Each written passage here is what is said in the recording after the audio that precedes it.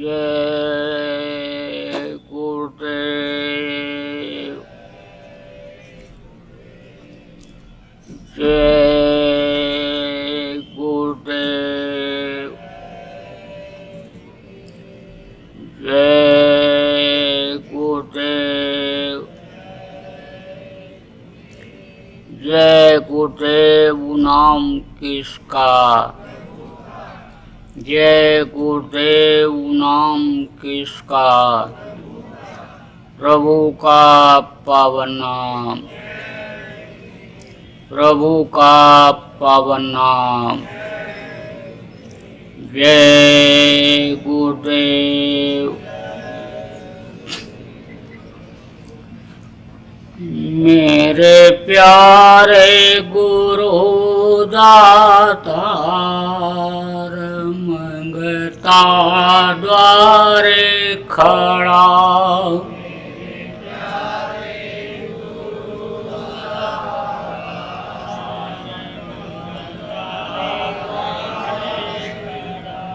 मेरा पुकार पुकार मेरे कर देखो जरा, मेरा पुकार पुकार मेरे कर देखो जरा, मोहि दीजिए भक्ति दान, काल दुख बहुत दिया, मोहि दीजिए भक्ति दान, काल दुख बहुत दिया। मेरी तड़प उठी मान, दरस को तरस रहा,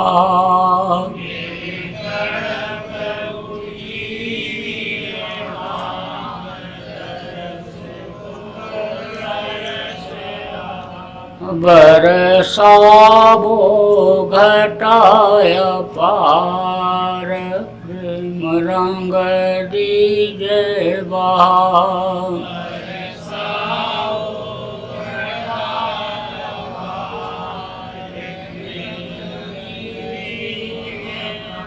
असुरति भी गए अमीर रसदार, तन मन होवे हरा,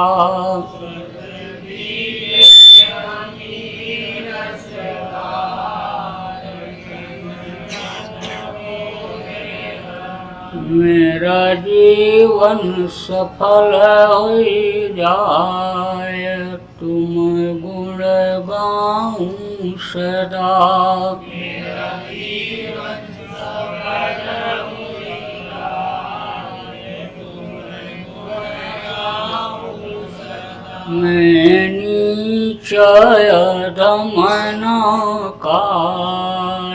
तुम्हारे द्वारे पड़ा,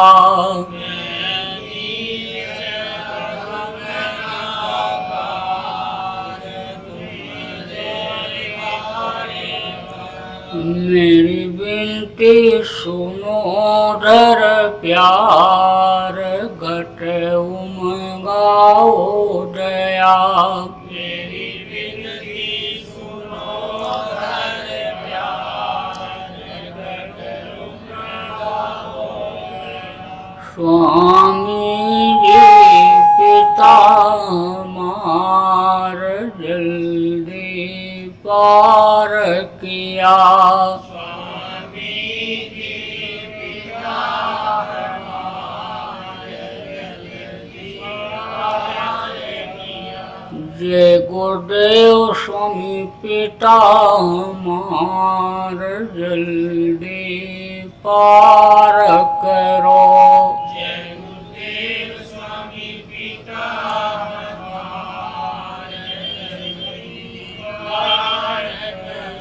मेरे प्यारे गुरु दातार,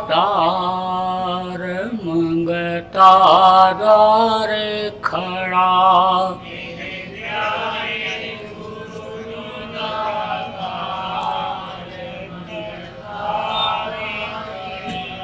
मेरा पुकार पुकार मेरे कर देखो जरा।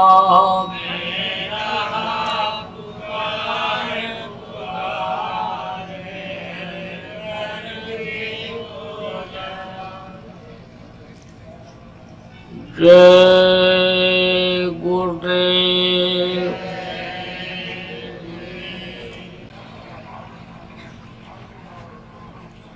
सर्वसमर्थ सर्वत्र स्मरणीय परम पूज्य गुरु जी महाराज, उपस्थित सभी सत्संगी धर्म प्रेमी बच्चे एवं बच्चियों, गुरु महाराज की अपार दया मेहर हुई और आज 17 जनवरी 2018 को आप सभी चित्रकूट प्रेमियों का सत्संग के माध्यम से दर्शन का अवसर मिला। शंकर जी पार्वती को समझा रहे थे, कह रहे थे उमा कहूँ मैं अनुभव अपना, और सत हरि भजन जगत सब सपना। कहा उमा हर व्यक्ति के लिए भजन जरूरी है। जगत यह स्वप्नवत है। स्वप्नवत किसको कहते हैं? रात को जब सो जाते हो तो सपने आते हैं, उसमें कोई राजा बन जाता है, कोई सेठ साहूकार बन जाता है, कोई विद्वान बन जाता है, कोई गरीब बन जाता है। यानी सपने तरह तरह के आते हैं, लेकिन वो सत्य नहीं होता है। जब सोते हैं आंख बंद होती है, अंधेरा हो जाता है, अंधेरे में वो सपना रहता है और आंख खोलते ही उजाला होती है, वो सपना खत्म हो जाता है।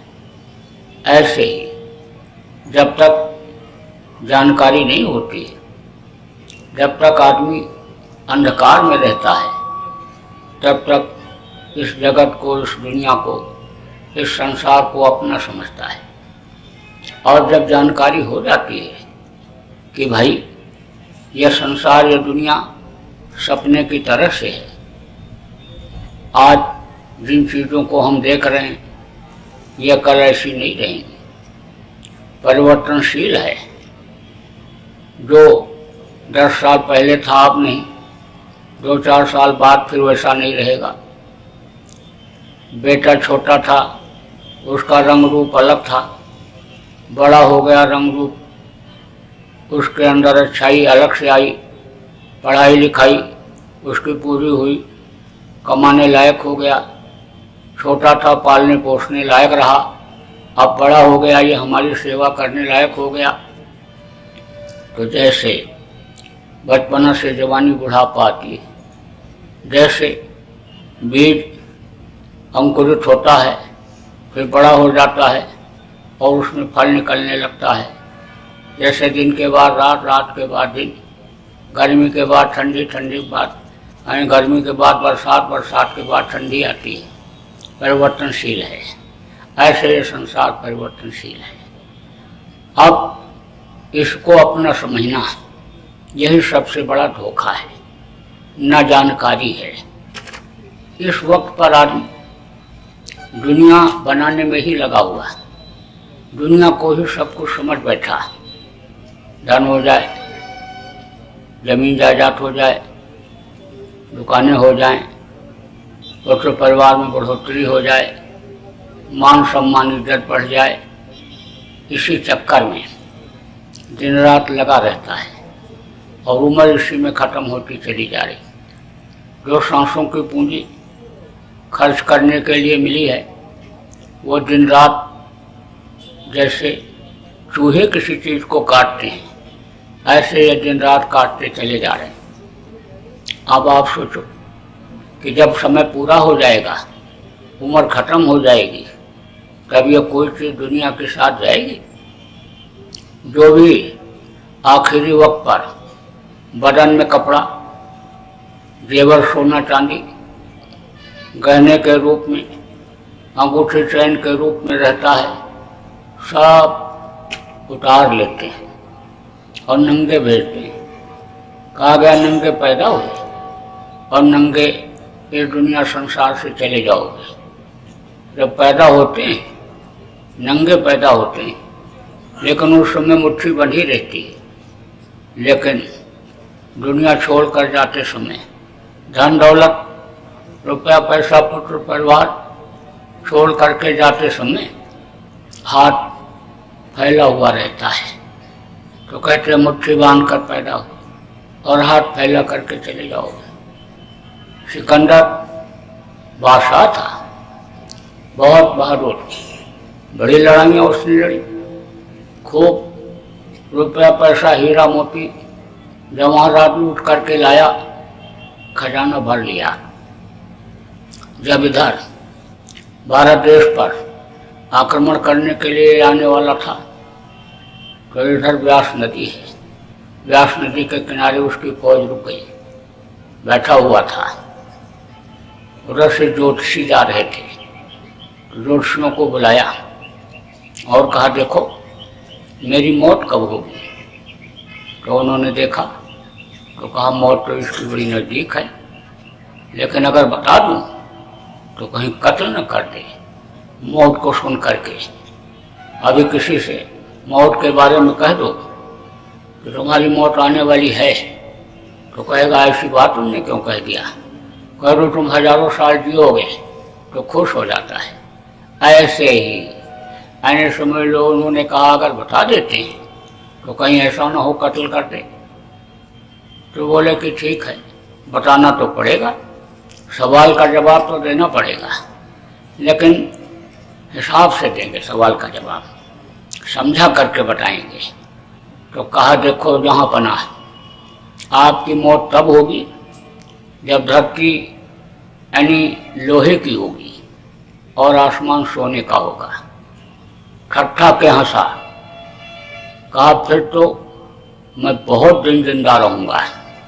कब धरती लोहे की होगी और आसमान सोने का होगा? कभी तो ऐसा न लिखा पढ़ी में हुआ और न मैंने कभी देखा सुना। अब कब होगा? तब मैं मरूंगा तो समय बदलने में बहुत समय लग जाएगा, यानी वो समय आने में बहुत समय रहेगा, तो मैं तो बहुत दिन जिंदा रहूँगा। फौज से कहा चलो वापस चलते हैं, फिर तैयारी करके आएंगे, तब इधर बढ़ेंगे आगे।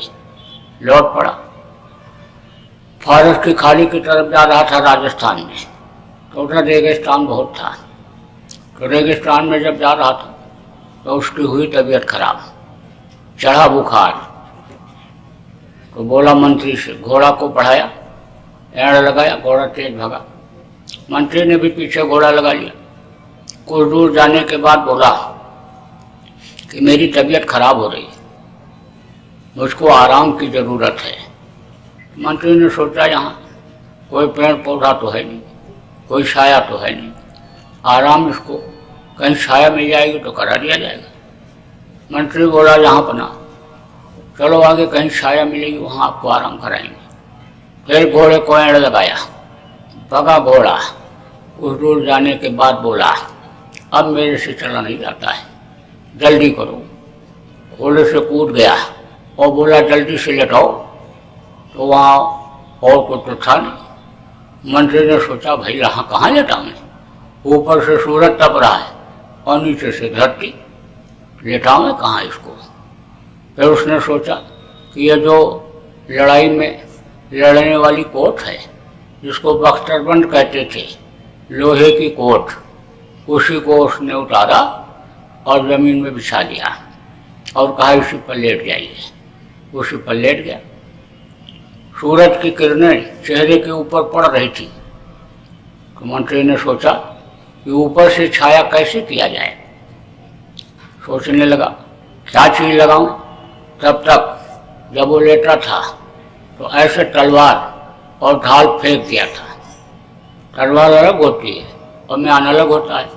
म्यान उसको कहते हैं जिसमें तलवार रखी जाती है, और ढाल उसको कहते हैं जिससे दूसरे की तलवार से बचा जाता है, रक्षा किया जाता है। और तलवार वो होती है जिससे लोगों को मारते हैं। तो तलवार और ढाल पड़ी हुई थी, तो उसी ढाल को, सोने की ढाल को मंत्री ने ऐसे लगा दिया ऊपर सूरज के सामने। और जब चेहरे पर छाया हुई, रोशनी पड़ना बंद हुआ, तो बादशाह ने आँख खोला तो देखा सोने की ढाल को कि आसमान सोने का हो गया। उसने कहा कहीं मेरी मौत तो नहीं आ गई। फिर सोचा कि लाओ देखें धरती लोहे की तो नहीं हो गई। तो ऐसे नीचे हाथ फेरा तो लोहे के कोट पर जब हाथ पड़ा तो कहा कि धरती भी लोहे की हो गई, लगता है मेरी मौत आ गई। तब तक उधर से होश भी आ गई। लुकमान हकीम ने जब हाथ पकड़ा तब बादशाह ने कहा कि आप मेरी जान बचा लो, आधा राज्य दे दूंगा। उन्होंने कहा नामुमकिन। फिर बोला एक बार मेरी माँ से मिलवा दो, उनसे रोटी मांग करके मैं खा लूँ, एक बार माँ का मुंह देख लूँ, आपको पूरा राज्य दे दूंगा। लुकमान ने कहा नामुमकिन। आखिरी वक्त पर किसी का जोर चलता है? आखिरी वक्त पर किसी का जोर नहीं चलता है। जवान लड़का खड़ा रहता है, रिश्तेदार खड़े रहते हैं, पड़ोस के लोग खड़े रहते हैं, लेकिन उस वक्त पर कोई भी मददगार नहीं होता। अच्छे अच्छे डॉक्टर, अच्छे अच्छे वैद्य, हकीम ऐसे खड़े रह जाते हैं। लोग कहते हैं कि पैसा है मेरे पास तो हमको कोई तकलीफ नहीं होगी, बढ़िया से बढ़िया इलाज कराएंगे, अच्छे डॉक्टर को दिखाएंगे। लेकिन आखिरी वक्त पर डॉक्टर लोग भी अन्य समझ लो कि फेल हो जाते हैं। डॉक्टर ऐसे खड़े रहते हैं और सोचते रह जाते हैं कि भाई इतना तेज इंजेक्शन दर्द का दिया, नींद का दिया, लेकिन वो भी फेल हो गया, अब कौन सी दवा दें। तो आखिरी वक्त पर हड्डी हड्डी जब चटकती है, दर्द होता है, पीड़ा प्राण उठती है, तब कोई मददगार नहीं होता। देखो जैसे ही तकलीफ बढ़ने लगती है और पैर पर ऐसे हाथ लोग रखते हैं, कहते हैं इनका तो पैर ठंडा हो गया। हाथ के ऊपर हाथ रखते ही कहते हैं इनको बाहर निकालो, कोठी से, मकान से बाहर निकाल देते हैं। अब आप ये समझो कि जब बादशाह को ये मालूम हो गया कि अब बचूंगा नहीं, तब बादशाह सिकंदर ने लोगों से कहा कि देखो जब पैदा हुआ था तो दोनों हाथ की मुट्ठी बंधी हुई थी, पैर के अंगूठे को पकड़ करके जब मुंह में डाला तो वहीं पर मुंह का प्रादुर्भाव हुआ, दुनिया की पहचान हुई और अपने बल पौरुष पर अन्य बहुत सा धन रुपया पैसा इकट्ठा किया, किला जीता, राज्य जीता, यानी उसका मैं बादशाह रहा, बादशाहियत करता रहा, लेकिन अब सब कुछ छोड़ करके जा रहा हूँ। तो जब मेरे प्राण निकले, जब यानी मेरी अर्थी निकले, मेरा जनाजा निकले, तो मेरे दोनों हाथ जनाजे से बाहर निकाल देना और दुनिया वालों से कहना कि वो बादशाह सिकंदर जा रहा है जिसने फतेहाबी किया, विश्व विजेता कहलाया, लेकिन सब कुछ छोड़ करके जा रहा है। तो लोगों को नसीहत मिलेगी। अब आप इस बात को समझो कि रुपया पैसा धन दौलत बहुत से लोगों के पास रहा, लेकिन कोई चीज़ साथ गई। यहाँ इस दुनिया, इस संसार की, इस मृत्युलोक की कोई भी चीज़ तो वहाँ जाने वाली है ही नहीं। और इस मृत्युलोक का नियम यही है कि जो भी यहाँ आने पैदा होता है वो मरता है, जो पेड़ फलता है वो झड़ता है, जो आग जलती है वो बुझती है। यही कारण है कि एक से एक बादशाह आए, एक से एक पंडित मुल्ला पुजारी आए, धनी मानी आए, एक से एक यानी भगवान कहलाने वाले आए, और तारीख शक्तियाँ आईं, लेकिन सबको छोड़ करके जाना पड़ा। तो जब ऐसे ऐसे लोग चले गए तो क्या आप यहाँ रहोगे या हम रहेंगे? हमको आपको भी जाना पड़ेगा। अब आपने कभी क्या सोचा कि हम कहाँ जाएंगे? अरे जब हमारा शरीर छूटेगा तो हमारी ये जीवात्मा कहाँ जाएगी? जीवात्मा को तो बहुत से लोग आप समझ ही नहीं पाए होगे कि जीवात्मा है क्या चीज। देखो, इस वक्त पर आप बैठे हो और आपके शरीर में यानी छुरा यानी प्रवाहित कर दिया जाए, डाल दिया जाए, भोंप दिया जाए, तो आप रोगे, चिल्लाओगे। लेकिन जीवात्मा के निकल जाने के बाद इस शरीर को कोई बोटी बोटी काट दे तो कुछ पता नहीं चलेगा। यह जो बोध कराती है, अनुभव कराती है हर चीज की, इस शरीर को चलाती है, यही है जीवात्मा। यह है परमात्मा की अंश। अब यह जीवात्मा कहाँ जाएगी और शरीर का क्या होगा? तो शरीर के बारे में तो जानकारी आपको है कि जैसे प्राण निकलेंगे जीवात्मा निकलेगी। इसको लोग मिट्टी कहने लगेंगे और कहेंगे जल्दी करो, ले जाओ, जलाओ, नहीं तो मिट्टी खराब हो जाएगी। देखो, इस समय आपके शरीर के ऊपर हाथ रख करके अगर कोई कहे कि ये मिट्टी है तो कहोगे नालायक कहीं के, मिट्टी बता रहा है। ये हीरा जैसी काया जिसको हम बढ़िया तेल साबुन लगाते हैं, अच्छा कपड़ा पहनाते हैं, अच्छे मकान में रखते हैं, अच्छे गाड़ी घोड़ा पर एक जगह से दूसरी जगह ले जाते हैं, उसको ये मिट्टी कह रहा है। दिखाई नहीं पड़ता, मोतियाबिंद हो गया इसके आँख में, लेकिन प्राण निकलने के बाद उसको लोग मिट्टी ही कहते हैं और ले जा करके जला करके राख कर देते हैं। इस मिट्टी के खिलौने को मिट्टी में मिला देते हैं। यह शरीर किसी काम आता है? जानवरों का खाल, जानवरों का हड्डी और मांस तो किसी काम आ भी जाता है, लेकिन आदमी का यानी कोई भी चीज काम आता ही नहीं है प्राण निकलने के बाद। अब इस जीवात्मा का क्या हाल होता है? ये जीवात्मा यानी निकल करके जाती है। अगर हमने आपने इस जीवात्मा को निकालना सीख लिया, इसी गृहस्थी के काम में घर में रहते हुए इस जीवात्मा को इस शरीर से निकालना और ऊपरी लोकों में ले जाना सीख लिया, तो आखिरी वक्त पर कोई तकलीफ नहीं। जब समय पूरा होगा, होने से पहले ही आपको मालूम हो जाएगा कि अब हमारा समय पूरा हो रहा है, अब हमको शरीर को छोड़ना है, तो आराम से आप अपने प्राण को निकाल लोगे। संत जो होते हैं, जब उनकी मौत होती है तो अपने प्राण को निकाल लेते हैं, जीवात्मा को निकाल लेते हैं। प्राणों को, प्राण का भंडार है ऊपर में, वहाँ छोड़ देते हैं और जीवात्मा को सतलोक पहुँचा देते हैं, जहाँ से ये आई है, जहाँ से उतारी गई है। जो साधक सिद्ध होते हैं उनके प्राण सुषमना फोड़ करके निकलते हैं, और जो अन्य समझ लो धर्मनिष्ठ होते हैं, धार्मिक लोग होते हैं, उनके प्राण आँख से, कान से, मुँह से अन्य निकलते हैं। और जो पापी कुकर्मी जीव होते हैं, शरीर के लिए ही हिंसा हत्या करते रहते हैं, शरीर के अन्य सुख के लिए मार काट करते रहते हैं, शरीर को मान सम्मान दिलाने के लिए दूसरे का अपमान करते रहते हैं, लूटपाट करते रहते हैं, शरीर से पाप करते रहते हैं, शरीर के सुख के लिए अन्य समझ लो उनकी जीवात्मा अन्य मार मार करके, झुलसा झुलसा करके अन्य यमराज के दूत निकालते हैं। बड़ी तकलीफ।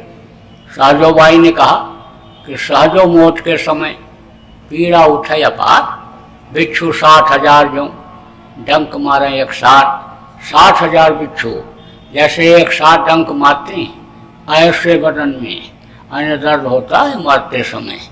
तो वो अन्य जीवात्मा को निकाल करके और पिशाच के शरीर में बंद करके ले जा करके अन्य समझ लो यमराज के सामने पेश कर देते हैं।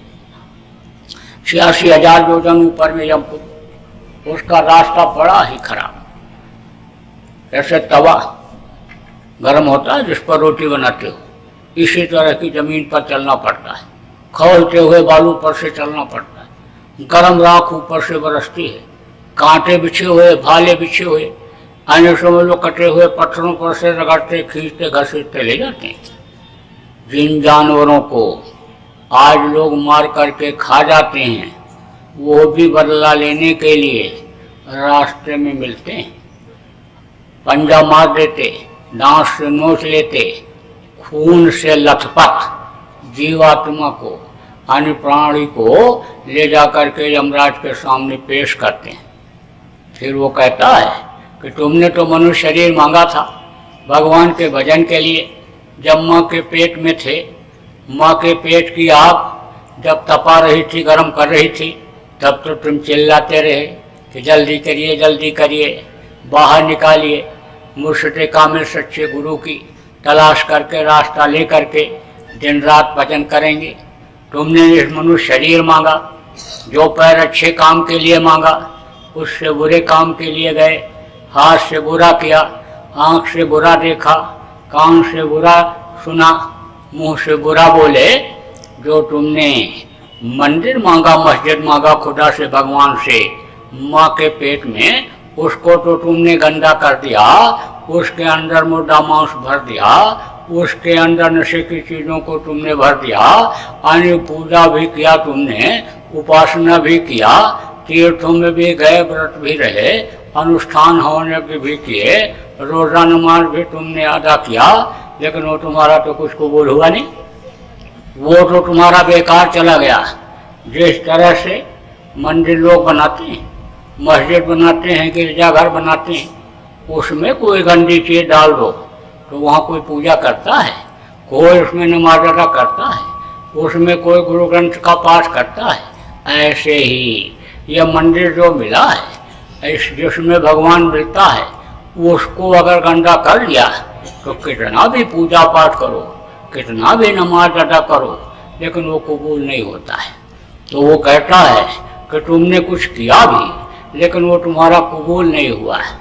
तुमको जानकारी करनी चाहिए थी, संतों के पास जाना चाहिए था, फकीरों के पास जाना चाहिए था, तकरीर उनकी सुननी चाहिए थी, तुमको पूजा उपासना की विधि सीखना था, गृहस्थ आश्रम में कैसे रहा जाए, भाई भाई के साथ कैसा व्यवहार करे, पिता पुत्र के साथ कैसा बर्ताव करे, पति पत्नी का फर्ज क्या होता है, ये तो तुमने सीखा नहीं, तो तुम्हारा समय बेकार चला गया और पाप में ही तुम्हारा शरीर बीता। अब तो तुमको सजा मिलेगी। तो जीव को तो सब अपना भूला हुआ रहता है, भूल जाते हो ना, सबकी भूलने की आदत है।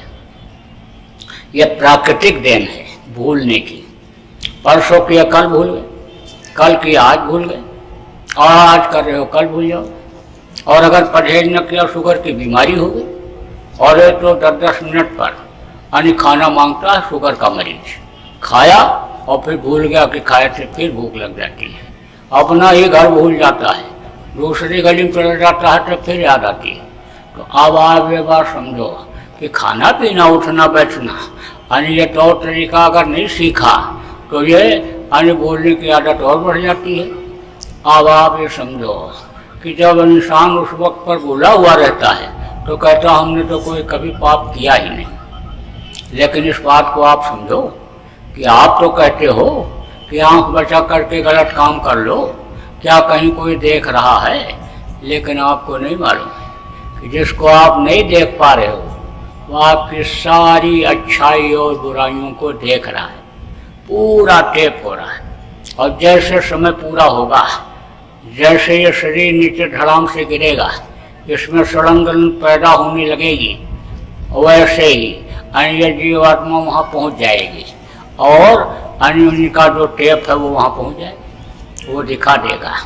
अब आज आपको समझाया जा रहा है, आज आपको बताया जा रहा है, आपसे निवेदन प्रार्थना किया जा रहा है। अब आप इन बातों को अगर नहीं मानोगे, आप पाप करते रहोगे, अधर्म करते रहोगे, आप अन्य समझ लो हिंसा हत्या करते रहोगे, दूसरे का आप छीनते रहोगे, दिल दुखाते रहोगे, तो इससे क्या होगा?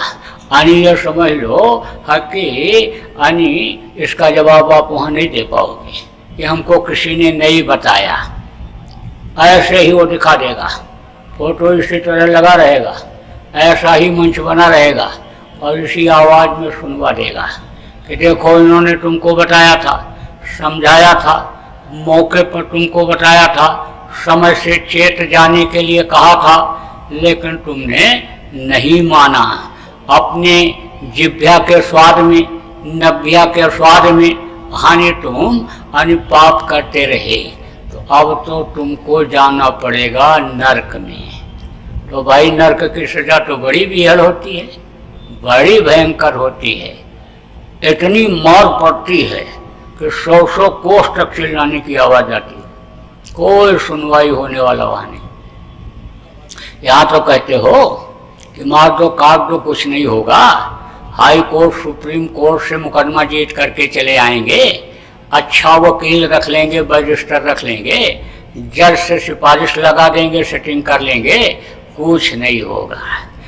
यहाँ तो वकील मिल जाते हैं, यहाँ तो ऐसे जज मिल जाते हैं, लेकिन वहाँ कोई नहीं मिलता है।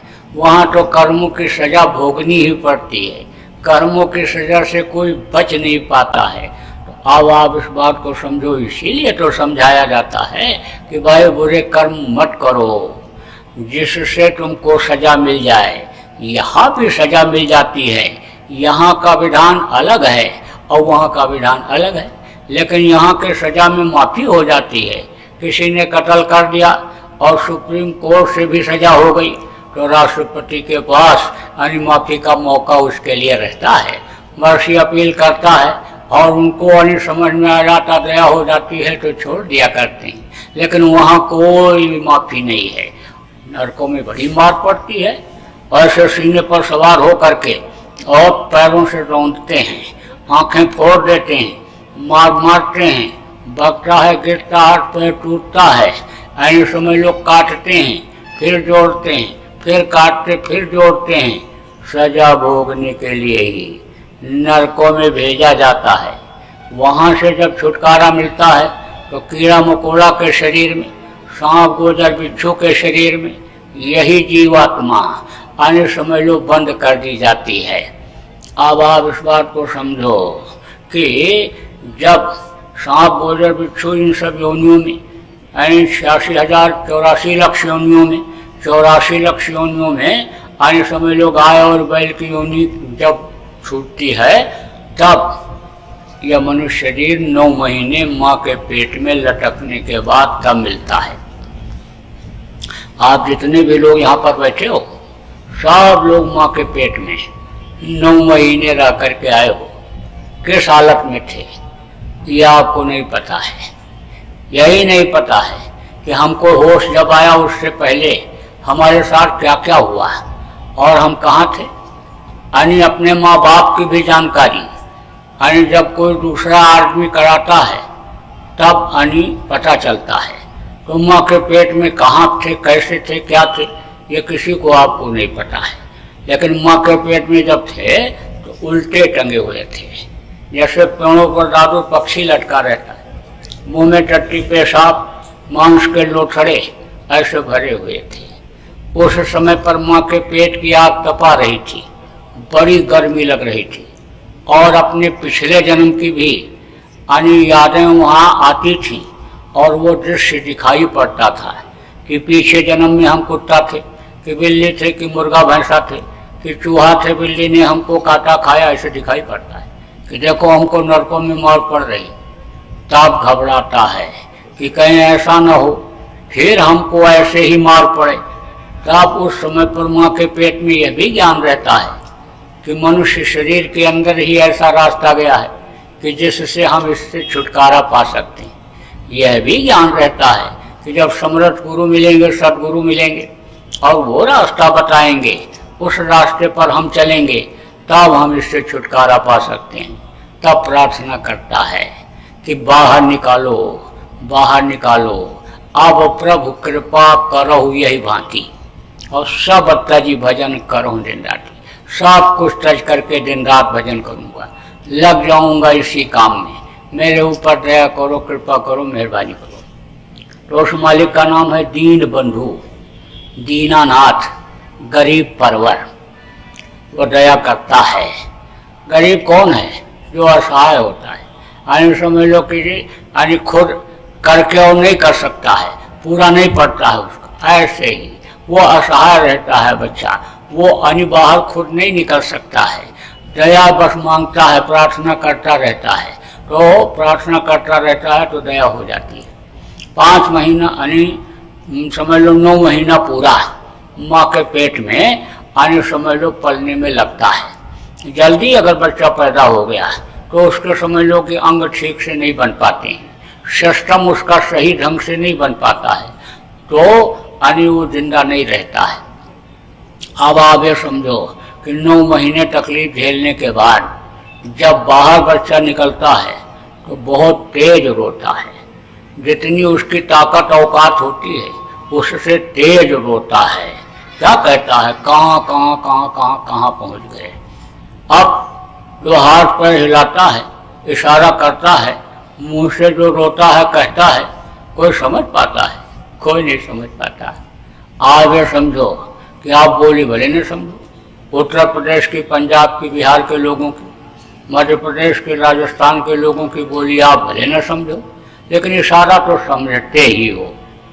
ऐसे अगर कोई आपके सामने हाथ करे तो कहोगे कि प्यासा है पानी पिला दो, ऐसे ऐसे करो किसी के सामने तो कहेगा भूखा है, मांग रहा है दे दो इसको। लेकिन बच्चे का इशारा कोई नहीं समझ पाता है। अब वो क्यों रोता है ये भी बता दो। देखो ये बताना जरूरी है। लोग तो कहते हैं पाप करोगे नर्क जाओगे और नर्कों में सजा मिलेगी, लेकिन अगर किसी से पाप बन ही गया, जान में अनजान में बन जाता है, तो वो क्षमा कैसे होगा। तो क्षमा का उपाय जब तक नहीं बताएंगे, क्षमा कराएंगे नहीं जब तक, तब तक उपदेश करने का कोई लाभ नहीं मिलेगा। किताबों में तो सब लिखा हुआ है, लेकिन किताबों को पढ़ करके और अन्य समझ लो पाप को अपनी क्षमा करा लें, ये बहुत मुश्किल काम है। ये हो नहीं सकता है जब तक कोई कर्मों को धोने वाला, अंतरात्मा की सफाई करने वाला संत सदगुरु नहीं मिलता है, तब तक अंतरात्मा की सफाई नहीं होती। कपड़ा गंदा हो जाए, शरीर गंदा हो जाए तो साबुन पानी से आप धो सकते हो, लेकिन अंतरात्मा को आप कैसे धो पाओगे। उसके लिए कहा कि धोबिया वो मर जाएगा, चादर लीजिए धोए, चादर लीजिए धोए भाई वो बहुत पुरानी, और चल सतगुरु के घाट बहे जहाँ निर्मल पानी। सतगुरु की जरूरत इसीलिए पड़ती है। तो आपको मैं बतलाता हूँ कि रोता क्यों है। 5 महीना 10 दिन का बच्चा जब माँ के पेट में हो जाता है तो ये जो जीवात्मा है, शरीर को चलाने वाली शक्ति, ये उसमें डाली जाती है पिंड में। और जब पिंड में जीवात्मा डाली जाती है तो मालिक का दर्शन होता है और उनकी मधुर आवाज़ सुनाई पड़ती है, मस्तानी आवाज़ सुनाई पड़ती है। तो बच्चा उस आवाज़ को सुन करके दर्शन करके मस्त रहता है। वो जो गर्मी माँ के पेट की और जो तकलीफ माँ के पेट में उसको रहती है, वो अन्य समय लोग समय आराम से पार कर लेता है, क्योंकि दर्शन होता रहता, आनंद आता रहता है। लेकिन जब माँ के पेट से बाहर निकलता है सब दर्शन होना बंद हो जाता है। तो जैसे दर्शन होना बंद हुआ और वो अनहद वेद वाणी, कलमा खुदाई आवाज़, गैबी आवाज़ जिसको कहा गया, सुनना जैसे बंद हुआ, कैसे आप समझ लो कि रोने लगता है, कहाँ कहाँ कहाँ कहाँ पहुँच गए। दूसरा कारण क्या है रोने का, बच्चा नंगा पैदा होता है, ये गर्मी ठंडी इस कदर उसके बदन में लगती है कि वो बर्दाश्त नहीं कर पाता है, इसलिए रोता है। तो अब आप ये समझो कि मनुष्य शरीर भी अगर आपको मिल गया, लेकिन रास्ता बताने वाले संत सदगुरु नहीं मिले, तो आप फंस जाओ। लौट लौट 84 आए, नर्क में जाओ, फिर 84 में आओ, फिर माँ के पेट में लटकाया जाओ, फिर इसी तरह से मनुष्य शरीर पाओ, फिर जानवरों की तरह से खाओ पियो और बच्चा पैदा करके चले जाओ, तो क्या मतलब निकलेगा। अब यह है कि आपके ऊपर उस मालिक की दया हुई, आपके संस्कार जगे और आप यहाँ पर आज आए हो। गुरु महाराज की दया से, उनके आदेश से आपको रास्ता बता दिया जाएगा कि जब तक आप यहाँ गृहस्थ आश्रम में रहोगे आप सुखी रहोगे, और जब आपका समय पूरा हो जाएगा तो आपकी जीवात्मा मालिक के पास अपने लोग अपने घर पहुँच जाएगी। उसके लिए सीधा सरल रास्ता इसी घर में है, इसी मनुष्य मंदिर में है। उसके लिए न घर छोड़ना, न जमीन जायदाद छोड़ना, न बाल बच्चों को छोड़ना। आप गृहस्थ आश्रम में रहो, अच्छा खाना खाओ, अच्छा कपड़ा पहनो, अच्छे समाज में रहो, अच्छे लोगों के बीच में रहो, कोई भी उसके लिए प्रतिबंध नहीं है। कोई भी किसी भी जात मजहब का मानने वाला हो, किसी भी धर्म का मानने वाला हो, कोई हिंदू हो, मुसलमान हो, सिख हो, ईसाई हो, कोई ब्राह्मण हो, क्षत्रिय हो, वैश्य हो, शूद्र हो, यादव यदुवंशी हो, उसके लिए यानी कोई प्रतिबंध नहीं है। देखो यह जात पात और ये मजहब और ये यानी समझ लो कि ये व्यवस्था जो इस दुनिया की है, इसको तो इंसान ने बनाया। और भगवान किसको बनाया? भगवान ने इंसान बनाया, न हिंदू ने बनाया न मुसलमान ने बनाया, न हिंदू बनाया न मुसलमान बनाया, न सिख बनाया न ईसाई बनाया, उसने तो इंसान बनाया। आप उस बात को समझो कि एक जैसी हड्डी, एक जैसा खून, एक जैसा मांस यानी समझ लो कि सबका है। वो तो जो जहाँ रहने लग गया उसी हिसाब से जलवायु जहाँ की जैसी रही, गोरा रंग काला रंग हो गया, यानी आप समझ लो उसी तरह का कपड़ा पहनावा हो गया, और उसी तरह से जो अनाज जहाँ पैदा होता जिस जमीन में, उसका भोजन हो गया। लेकिन यह जो शरीर को चलाने वाली शक्ति है, जो जीवात्मा जिसको कहा गया, सबके अंदर एक जैसी है। उसी मालिक की अंश है ये जीवात्मा, सबके अंदर एक जैसी है।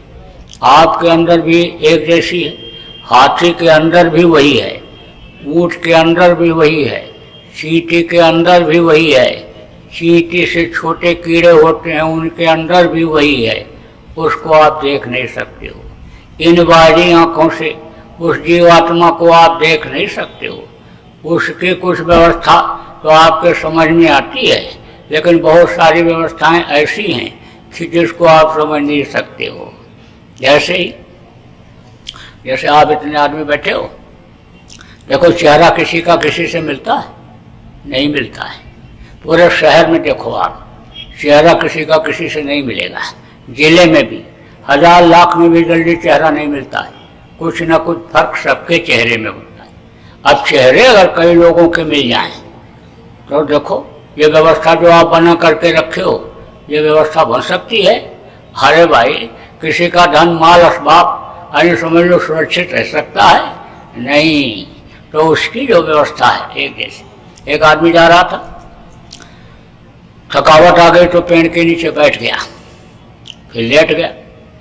लेटने के बाद देखता है, कहता है देखो इतना बड़ा पेड़ और इतने छोटे छोटे फल।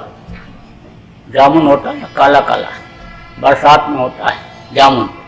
जामुन का फल बहुत छोटा होता है और पेड़ बहुत बड़ा होता है। तो बोला कि पेड़ इतना बड़ा और फल इतना छोटा, और कद्दू में कोई पेड़ नहीं होता है, लता होती है, जमीन में फैलता है, और इतना इतना बड़ा है।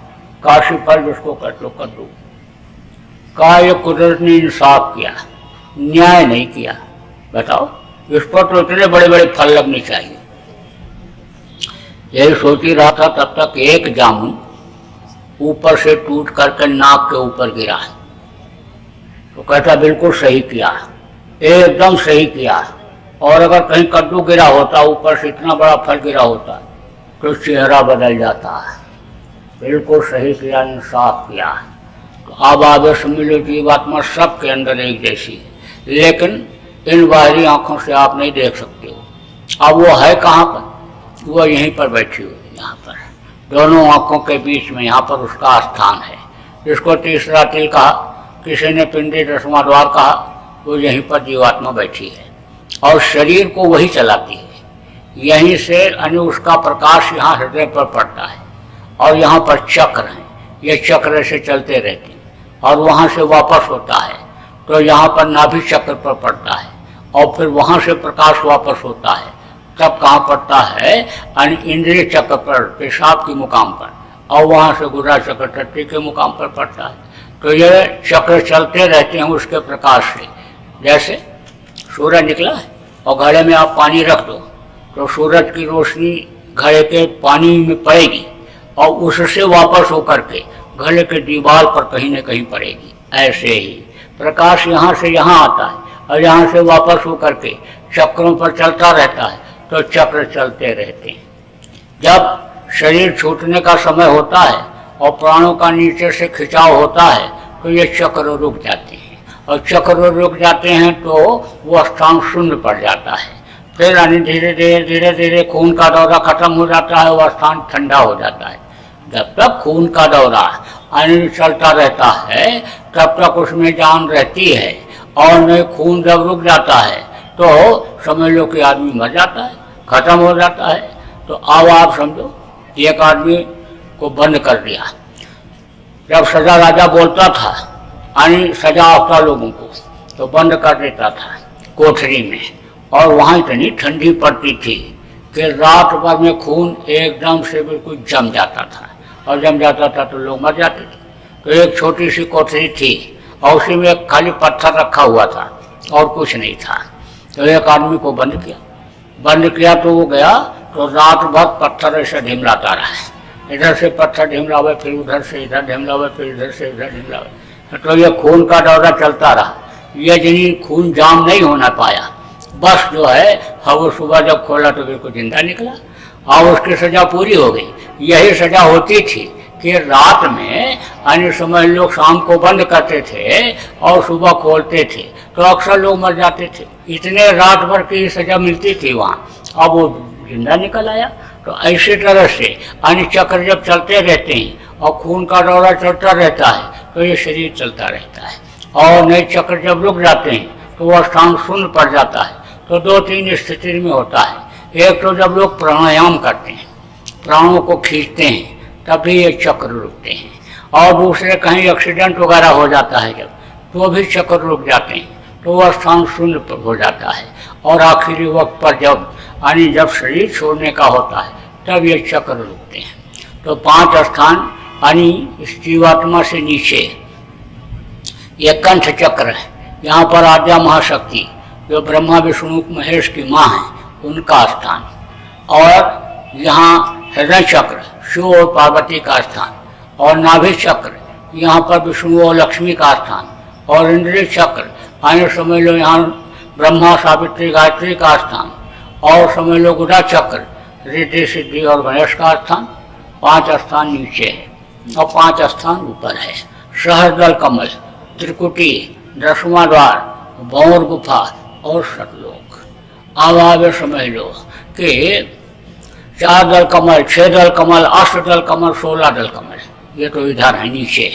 और समझ लो कि 4 दल कमल यानी जीवात्मा के ऊपर है, वहाँ पर कर्म इकट्ठा होते हैं।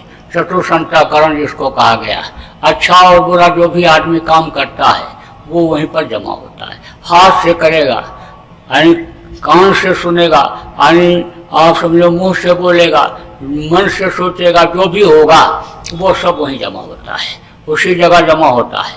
और उसके ऊपर 6 दल कमल, उसके ऊपर यानी समझ लो कि यानी लोक हैं, जैसे यानी समझ लो कि स्वर्ग है, वैकुंठ है, और समझ लो उसके ऊपर ब्रह्मपार ब्रह्म लोक हैं, काल महाकाल लोक हैं, उसके ऊपर सतलोक है, अलख लोक है, अगम लोक है, अनामी लोक है। तो देखो पहले के समय में अष्टांग योग हठ योग लोग करते थे, कुंडलिनियों को जगाते थे, प्राणायाम करते थे, लेकिन उस समय पर उम्र ज़्यादा होती थी। सतयुग में 1 लाख वर्ष की उम्र थी, त्रेता में 10,000 वर्ष की, द्वापर में 1000 वर्ष की, और कलयुग में केवल 100 वर्ष की उम्र बताई गई, और वो भी पूरा हो पाना मुश्किल हो रहा है। तो संत जब इस धरती पर आए, अपने जीवों को नरकों में तकलीफ झेलते हुए जब सत्पुरुष ने देखा, तब उन्होंने संतों को इस धरती पर उतार दिया। ऐसी दशा देख जीवों की सतपुरुष ने की दया महान, संत रूप हुए जग में आए, सतलोक का पता बतान, सूरत शब्द का सच्चा मार्ग, संत मता का किया बखान, और शब्द शब्द सीढ़ी रच डाला, चिर चिर पहुँचो आगम ठिकान। तो संत जब आए तो उन्होंने शब्द की डोर को पकड़ाया, और नीचे की ये जितनी भी साधना थी आँखों के नीचे की, ये सब उन्होंने खत्म कर दिया। और सूरज को चढ़ाने का अनिश जीवात्मा को इस शरीर से निकालने का तरीका उन्होंने बताया। तो देखो ये शरीर 5 तत्वों से बना है, जल पृथ्वी अग्नि वायु और आकाश, 5 तत्वों से। जब यानी आपको तरीका अभी बताया जाएगा, वही तरीका जो यानी कृष्ण ने अर्जुन को बताया था यानी महाभारत देखने का। महाभारत जब शुरू होने को हुआ तो उन्होंने कहा उठाओ गांडू और चलो मैदान में। बोले यहाँ तो हमारे सब काका चाचा नाना मामा खड़े हैं, इनको मार करके हम नर्क नहीं जाएंगे। अरे बोले इतना दिन हो गया तुमको मेरे साथ रहते हुए और अब भी तुम हमको नहीं पहचान पाए, तो बैठो।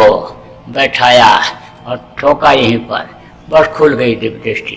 तीसरी आंख जिसको आत्मचक्षु थर्ड आई कहते हो, शिवनेत्र जिसको कहते हो, वो खुल गया।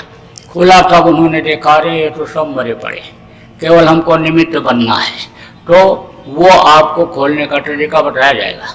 गुरु महाराज भी हमारे बताते थे, बहुत लोगों को बताया, उन्होंने तो रास्ता बताया, रास्ते पर चलाया और कितने लोगों को उन्होंने पार भी कर दिया। अब वो इस दुख के संसार में आने वाले नहीं, तो वो मैं आपको अभी बतलाता हूँ। तो वो रास्ता है, उससे क्या होता है कि इस शरीर से जीवात्मा निकलती है, तो वो निकल करके 17 तत्वों के लिंग शरीर में जाती है। 17 तत्वों का लिंग शरीर देवताओं का होता है। वहाँ का जो प्रकाश, वहाँ का जो भोजन है वो सुगंधी है। यहाँ का भोजन तो आपका यानी जड़ वस्तु है, ये घी दूध अनाज मेवा मिष्ठान इस शरीर का भोजन है। और उसका भोजन क्या है? उसका भोजन आप समझ लो कि प्रकाश है, नूर है। फिर उसके बाद फिर आगे ये बढ़ती है। जब आप साधना करोगे तो आपको सब मालूम हो जाएगा। अब ये बातें इसलिए आपको बता दे रहा हूँ कि आप इसमें विद्वान लोग भी बैठे हो, किताबी ज्ञान रखने वाले भी बैठे हो, इसलिए फिर मौका मिले न मिले तो पूरी बात आपको जब तक नहीं समझाऊंगा तब तक आप विद्वान पढ़े लिखे लोग जल्दी विश्वास करोगे नहीं। तो अब आप ये समझो कि उससे जब ये निकलेगी यानी जीवात्मा जाएगी, तब ये जाएगी 9 तत्वों के सूक्ष्म शरीर में। और उस वहाँ का जो भोजन है, वहाँ का भोजन है नूर यानी प्रकाश। और फिर उससे जब ये आगे बढ़ती है तब ये जाती है कारण शरीर में, वो भी 5 तत्वों का है, लेकिन वो रूप, रस, स्पर्श, गंध और शब्द का है। उसको जब ये छोड़ती है तो मन यहीं पर रुक जाता है और फिर वो शब्द पकड़ में आ जाता है और शब्द को पकड़ करके फिर ये जाती है, आगे बढ़ती है और फिर ये सतलोक पहुंच जाती है। तो वहाँ पर शब्द और ध्वनि है, उसके ऊपर भी लोक है, अलख लोक, अगम लोक और अनामी लोक। उन लोकों में शब्द और ध्वनि है यानी समझ लो, लेकिन अनामी लोक में कुछ नहीं है, वहाँ कुछ नहीं पता चलता है। वहाँ सब जीव एक जैसे हैं, ना गुरु ना चेला, और सब में बोले एक अकेला। वहाँ सब एक जैसा रहता है। बाकी सतलोक तक तो इसी रूप गुरु के रूप की पहचान होती रहती है, रूप मिलता जुलता रहता है, लेकिन आगे उधर यानी ये चीज सारी चीजें खत्म हो जाती हैं। वो तो इसलिए पहचान कराते हैं कि कहीं धोखा न हो जाए, मदद की जरूरत हो तो मदद भी मिल जाए। तो आप ये बात समझो कि यह रास्ता गया हुआ है इसी दोनों आँखों के बीच से। इसीलिए यानी जिसको ये तरीका मालूम हो गया और अपना लिया, उनको मालिक का दर्शन इस मनुष्य शरीर में हुआ। तभी तो लिखा कि ज्यों तिल माही तेल है, ज्यों चकमक में आग, तेरा साईं तुझ में जान सकर सो जान। कस्तूरी कुंडल बसे, मृग ढूंढे बनवाए, ऐसे घट घट राम है दुनिया देखत ना। फकीर ने भी कहा कि अल्लाह अल्लाह का मज़ा मुर्शिद के मैं खाने में है, दोनों आलम की हकीकत एक पैमाने में है। ना खुदा मंदिर में देखा, ना खुदा मस्जिद में है। और शेख जी रिंदों से पूछो दिल की आशन तो है, तो किताबों में भी लिखा हुआ है तो, लेकिन देख तो नहीं पा रहे। देख इसलिए नहीं पा रहे कि एक दिल लाखों तमन्ना। दिल तो एक है लेकिन ख्वाहिशें बहुत हैं, इच्छाएं अनंत हैं। 1000 है तो लाख हो जाए, लाख है तो करोड़ हो जाए, करोड़ है तो अरब खरब हो जाए, दुनिया की दौलत हमारे ही पास आ जाए, मान प्रतिष्ठा इज्जत हमारे ही पास हो जाए, हामी सब कुछ हो जाए, तो हविश ये बहुत बढ़ गई। तो कहते हैं ना कि एक साथ दो हुए न बुआलू, और हंसब छठा फुलाई बन, गाल भी फुला लो और ठट्ठा के भी हंसो, तो दोनों काम एक साथ नहीं हो सकता है। कहते एक म्यान में 2 तलवार नहीं रह सकती, एक म्यान में एक ही तलवार रहेगी। तो एक साथ जब दोनों चीज चाहते हो, दुनिया भी चाहते हो, दीन को भी चाहते हो, तो वो दीन नहीं मिलता है। और दुनिया को पाना आप यानी सीख नहीं पाए तो दुनिया कैसे मिलती है, इसलिए फंसे रह जाते हो। देखो बरकत खास चीज़ होती है। बरकत यानी पहले के समय में लोगों को ज़्यादा मिलती थी, तो एक कमाता था 10 खाते थे। अब 10 कमाते हैं तो भी नहीं पूरा पड़ता है, हाय हत्या लगी रहती है, आदमी दिन रात दौड़ता रहता है और अन्य समझ लो कि पूरा नहीं पड़ता है।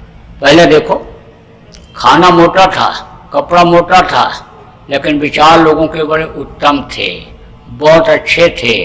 घर में ठोस रकम रहती थी। गरीब से गरीब घर की औरतें कम से कम 2-2 किलो चांदी, 1-1 पाव सोना पहनती थी। और अब खोजो तो कांसा पीतल फूल का बर्तन भी घरों में नहीं मिलेगा। कोठी तो बनी हुई है, गाड़ियां तो खड़ी हुई हैं, लेकिन पूछो कर्जदार कितने हो, तो कोई कहेगा 4 करोड़, कोई कहेगा 6 करोड़, कोई कहेगा 8 करोड़। अब आप ये समझो पहले कर्जा लेना कोई पसंद करता था? हाँ, कोई नहीं पसंद करता था। उस वक्त पर थोड़ा ही था, लेकिन उसमें सब पूरा होता था। अब ज़्यादा होते हुए भी जल्दी पूरा नहीं हो पा रहा है, तो उसका कारण क्या है? कारण यह है कि सच्चाई खत्म हो गई। झूठ बोल करके लक्ष्मी को लाने लग गए, जुआ में दांव में लगा करके लाने लग गए, चोरी करके लक्ष्मी को लाने लग गए। तो जब बेकदरी से लाते हैं तो लक्ष्मी रुकती हैं, वो चलती रहती, खिसक जाती, आती है तो दिखाई पड़ता है। जुआरी जब जीतता है तो उसके हाथ में तो आता है पैसा, लेकिन कहाँ कैसे चला जाता है उसको खुद नहीं पता चलता। दूसरे दिन घर का भी हार करके चला आता है। अरे हारने के लिए खेलने जाता है कि जीतने के लिए? जाता तो है जीतने के लिए, लेकिन हार जाता है। हार समझ लो, चोर से पूछो कि तुमने चोरी कितना किया पूरे जीवन में, कहेगा करोड़ों रुपए की। और है तेरे पास कितना? कुछ नहीं। आप देखो हिंसा हत्या करना लोग बड़ा पाप समझते थे, कहते थे जीवों को दुख देना, जीवों को सताना बहुत बड़ा पाप होता है। यानी समझ लो जीवों पर दया करो। कहा बिस्मिल्लाहिर्रहमानिर्रहीम, वो मालिक रहमान है, दयावान है, दया करता है। यानी कहा मुसल्लम ईमान रहमान मुसलमान बनो, यानी रहम रखो, रहम दिल बनो। लेकिन रहम खत्म, मार मार करके, काट काट करके जानवरों को लोग पेट में रखने लग गए, कब्रिस्तान बना दिया इसको। अरे भाई, आप अपने यानी परिवार के किसी बच्चे को या अपने ही बच्चे को, जिसका छोटे बच्चे को शरीर छूट गया और ले जाते हो दफनाने के लिए, गाड़ने जलाने के लिए, तो लौट करके आते हो तो नहाते हो। कोई कहता क्यों नहा रहे हो? कहते मुर्दा जलाने गए थे। तो यही जीवात्मा जो आपके अंदर, वही उसके अंदर भी तो थी। यानी जब उसको आप निगारने के बाद नहाया तो इसको इसमें डालने के बाद यानी आप कुछ करते हो? अरे बहुत बड़ा पाप, इसको गंदा करना बहुत बड़ा पाप है। तो पाप करोगे तो बरकत होगी, पाप करोगे तो लक्ष्मी रहेंगी। अब आप समझ लो कि सेवा भाव पहले करना था लोगों ने। बुजुर्ग लोग रोटी बनवा करके और घड़े में पानी ले करके पैदल रास्ते उस समय पर होते थे, जाते थे लोग और बैठ जाते थे। पैदल जाने वाले को बुला बुला करके रोटी खिलाते थे। और अब तो कहते हैं खाने को नहीं मिलेगा तो फैला ही देंगे, छीन के खाए लेते हैं लोग। तो अब आप ये समझो कि उसका मालिक का मिलना या उसका दया लेना कैसे संभव होगा। और आप समझ लो कि ख्वाहिश बहुत बढ़ गई लोगों की, एक दिन लाखों तमन्ना उस पर, फिर इतनी हविश, फिर ठिकाना है कहाँ उसको बिठाएं।